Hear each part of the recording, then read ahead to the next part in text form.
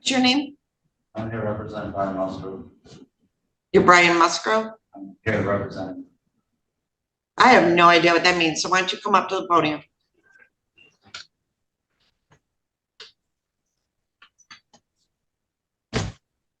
I tried to. Nope, yeah, stand in front of the thing. So what is your name? Brian Joseph Musgrove. Okay, are you an attorney? What's your P number?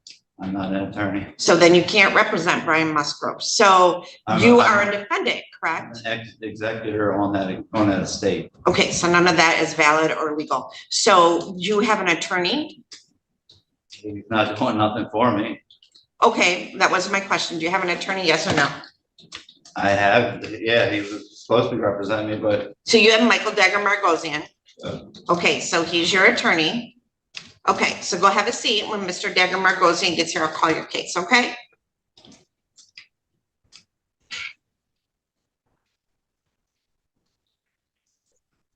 All right, so Mr. Musgrove, you want to come up to the podium, please? This is in the matter of the people of the state of Michigan versus Brian Joseph Musgrove, file number 23-21461FH. I have Isaac Sneed appearing on behalf of the people, and I have Michael Dagger-Margosian appearing on behalf of Mr. Musgrove. Mr. Dagger-Margosian might, oh, there he is. So Mr. Dagger-Margosian, this is a date and time set for pre-trial in this matter. Mr. Musgrove said that he was appearing on his own behalf. I did verify he is not an attorney, and you are still the attorney of record. So Mr. Dagger-Margosian, how do you wish to proceed? Well, Your Honor, I am aware that Mr. Musgrove wants to present information to the court. I'm happy to be standby counsel if he wants to represent himself. Obviously, this court would have to go through the colloquy of that, but obviously it's Mr. Musgrove's legal right to at least ask the court to do that. So I'm here to observe at this point. All right. So Mr. Musgrove, when you were at the bench or up at the podium before, you said that you were appearing on behalf of yourself. So Mr. Musgrove, are you asking to no longer have counsel represent you? Well, what I'm understanding is that the courts is a private for-profit. So Mr. Musgrove, I know where you're going with this, and none of that is valid. None of that is law. I'm not the all caps name. Of course. None of that is valid. None of that is law. You are standing in my courtroom. I have jurisdiction over you. So I tried to file paperwork with the clerk's office ahead of time so that you would have time to review it, and they denied me.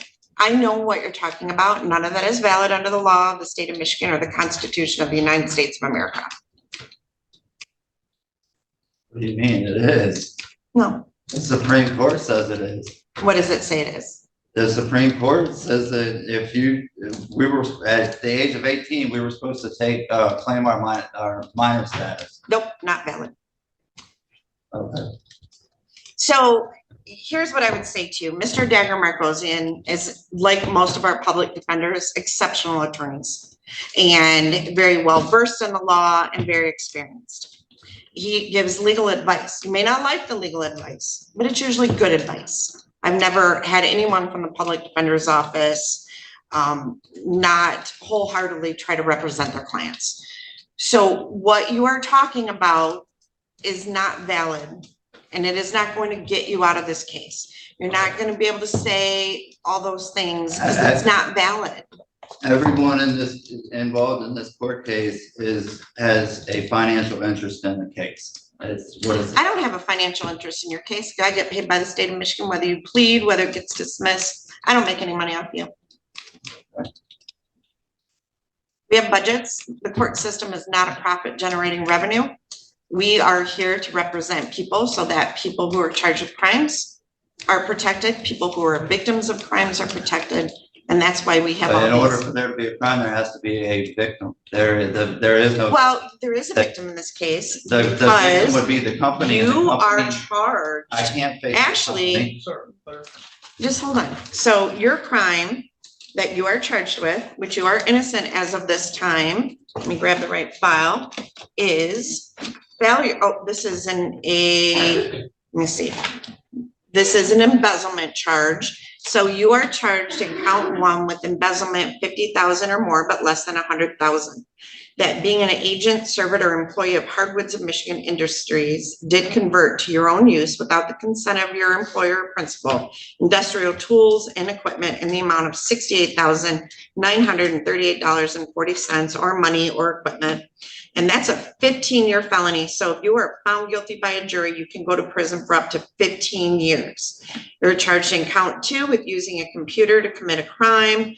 To facilitate the charge in count one, that carries a maximum penalty of up to 10 years in prison. And the way the statute's set up, I can actually stack those possibly. So you potentially could be looking at up to 25 years in prison. And just like that, the atmosphere in the courtroom shifts.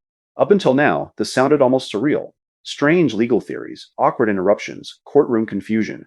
But the second the judge says 20 years, the reality becomes terrifyingly real.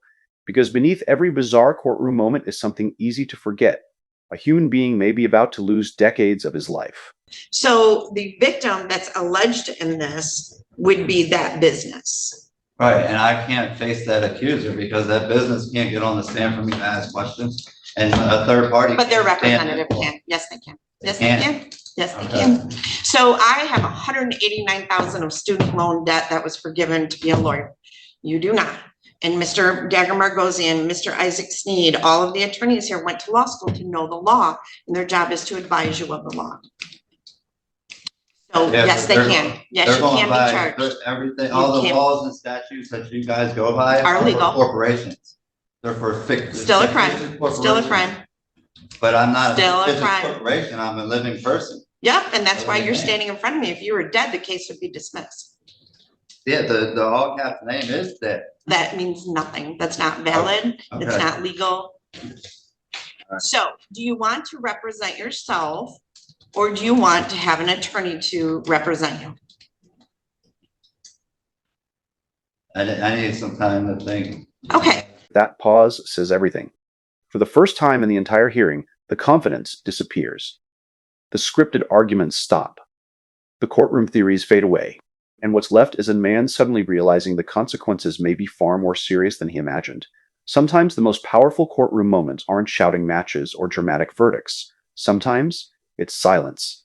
I'm going to set this for another pretrial on March 20th at 8:30 in the morning. And Miss Adams, could I get a notice of hearing for Mr. Musgrove?